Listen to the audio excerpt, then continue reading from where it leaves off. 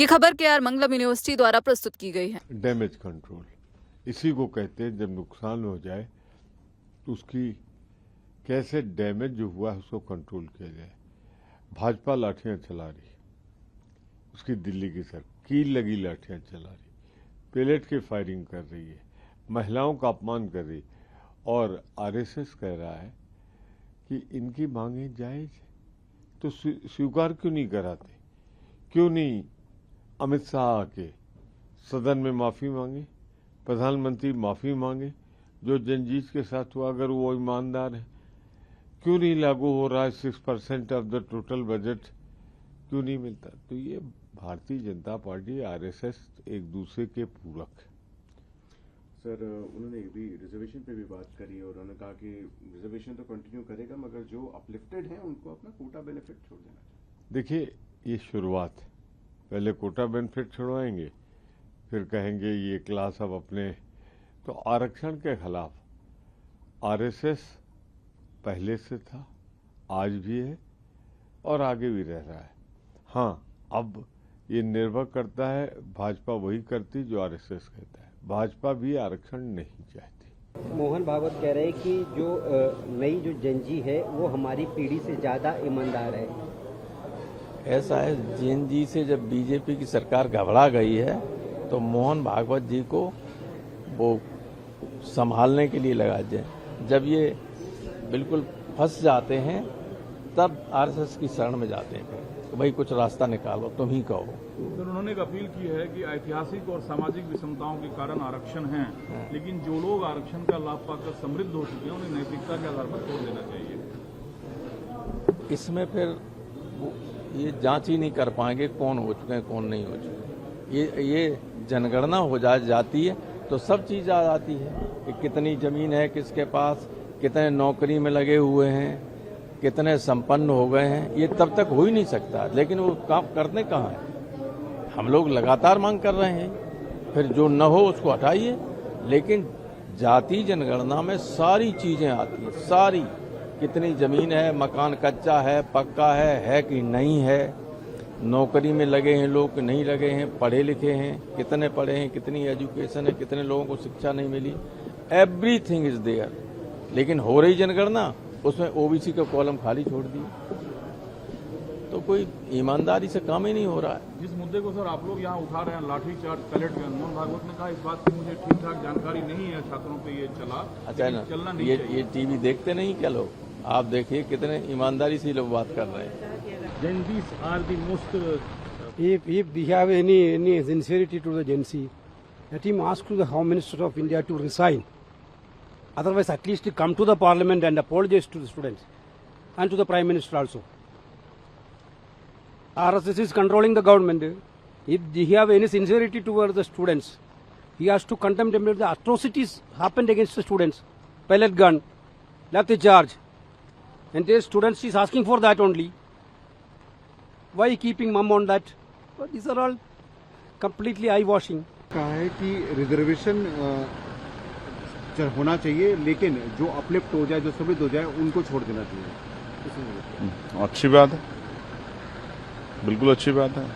RSS chief को ये बात हमें कहने की बजाय या देश को कहने की बजाय सरकार को कहना चाहिए कि सरकार जो है जल्दी जातिगत जनगणना करा के उसके आंकड़े सार्वजनिक कर दे, आर्थिक आंकड़े, तो पता लग जाए कौन अपलिफ्ट हो गया है, कौन जो है बहुत सशक्त हो गया है, कौन सा समाज जो है आगे बढ़ गया है, किसकी हिस्सेदारी पूरी होगी, ये सब चीजें सामने आ जाए।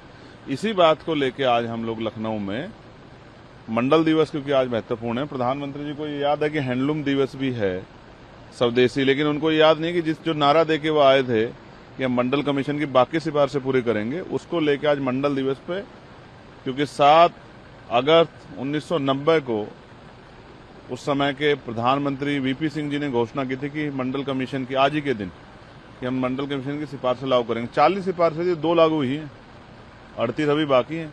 मुझे अच्छा लगता है कि प्रधानमंत्री कल कहते कि हम लोग मंडल दिवस की बधाई देते हैं, लोगों को मंडल दिवस मनाना चाहिए, या मंडल कमीशन की बाकी सिफारिशें कब पूरी होंगी, इसको लेकर आज लखनऊ में हमारा धरना है। और हम इस बात को भूलने वाले नहीं है कि जो वर्ग अभी पीछे रह गए हाशिए पे, उनको मुख्य धारा में लाने के लिए जितना प्रयास हमें करना पड़ेगा हम लोग उसको करेंगे। हम उसके लिए संकल्पित भी हैं और तटस्थ भी हैं कि अब हम पीछे नहीं हटने वाले, अपने लोगों के अधिकार हम लेकर रहेंगे। आरएसएस चीफ ने ये भी कहा कि जो प्रोटेस्टर है वो एंटी नेशनल नहीं है। अब ये उन्हीं के आरएसएस के एक और दूसरे पदाधिकारी 2 दिन पहले कह रहे थे कि ये सब जो हैं उनके बारे में आप शब्द कह रहे थे, वो आज ये कह रहे हैं कि ये प्रोटेस्टर हैं। तो इनको अपने आप तय करना पड़ेगा कि आरएसएस चीफ सही कह रहे हैं या उनके नीचे के पदाधिकारी जो हैं वो सही कह रहे हैं।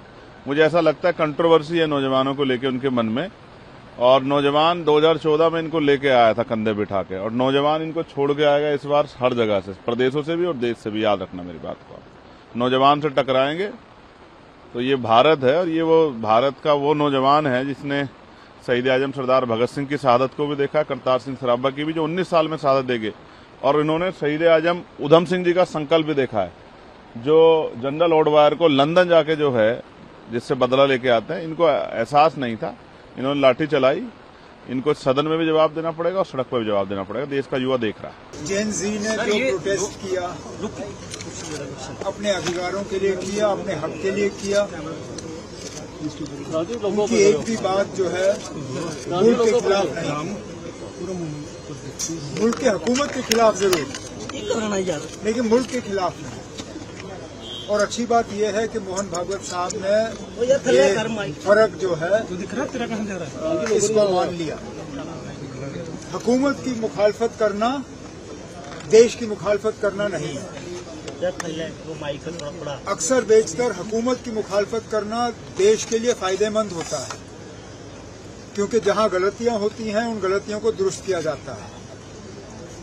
नीट का जो प्रोसेस रहा, नीट में जो धांधलियां रहीं, नीट में जिस तरह किसी को उसके लिए जिम्मेदार ठहराना था, इस आंदोलन से वो हुआ, और शायद इसी से आगे जाके इम्तिहानों का जो सिलसिला है वो और बेहतर होगा।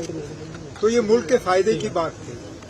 और अब इसके बाद जो मोहन भागवत साहब का जो बयान है, इसके बाद जो बच्चों के साथ हाथापाई हो रही है, जो उनके खिलाफ केसें हो रही हैं, जो सोशल मीडिया पे उनको तंग किया जा रहा है, जहां उन्हें तंग नहीं किया जा रहा है वहां उनके रिश्तेदारों के साथ जो है कहीं कुछ जगहों पे पुलिस जो है बुलाने का काम कर रही है। मुझे लगता है ये सारा सिलसिला रुक जाना चाहिए। इन बच्चों ने मुल्क के खिलाफ कुछ नहीं किया, और ये जो कार्रवाइयां उनके खिलाफ चल रही हैं, ये कार्रवाइयां रुकनी चाहिए। क्यों उसके बारे में हम सुबह सुबह टाइम वेस्ट कर रहे हैं? होम मिनिस्टर यहाँ आ रहा है या नहीं आ रहा है ये बताइए। प्राइम मिनिस्टर यहाँ आ रहे हैं या नहीं आ रहे ये बताइए। चंदा चोरी पे कोई बयान देंगे या नहीं देंगे ये बताइए। पैलेट गन्स पे यहाँ आकर बयान देंगे या नहीं देंगे ये बताइए। ये लफाजी, ये ढोंग, इस पे बारे में मुझे बात मत करो। So what is your stand on FCRA? FCRA पे we have clarified our stand. Venugopal ji has posted and we have our reservations and we've mentioned our reservations. Sir ये सवाल भी उठ रहा है कि क्या राहुल गांधी रांची में बात तो करिए, छात्रों से क्या मिलने भी जाएंगे? हमारी डेलीगेशन गई है, हर चीज राहुल गांधी करेंगे, मोदी कुछ नहीं करेंगे। अमित शाह पार्लियामेंट में भी नहीं आएंगे, और आप लोग आके पूछेंगे राहुल जी क्या करेंगे, राहुल जी ये करेंगे, राहुल जी क्या क्या करेंगे, ये बता दीजिए, लिस्ट हमें दे दीजिए मोदी जी से मंगवा के। मोदी जी क्यों नहीं आ रहे पार्लियामेंट में? आज 18वां दिन है, देखा आपने हाउस के अंदर मोदी जी को या अमित शाह को? राहुल जी वहां क्यों नहीं गए? राहुल जी वहां जा रहे हैं, नहीं जा रहे? कमाल कर रहे हैं आप लोग। प्रयागराज में राहुल जी का मोहन भागवत जो है, मोहन भागवत ये कह रहे हैं। अरे छोड़िए उस आदमी को जो यहाँ का मेंबर नहीं, उसके बारे में क्या बात है यहाँ बोलिए। Sir, Rijiju ji also has reached out to Mr. Rahul Gandhi saying there should be smooth functioning of Parliament and there should be. So ask him to bring Home Minister, ask him to bring the Home Minister to the Parliament. Ask him to request the Home Minister. Yesterday, the Chairman of the Rajya Sabha conveyed the sentiment of the opposition to Mr. Kiran Rijiju. The sentiment was, please bring Amit Shah ji to the House. Please ask him to make a statement on the police excesses that took place in the capital and elsewhere in the country. Why doesn't Kiran Rijiju bring him? Ask him to bring him. The House will definitely start functioning smoothly.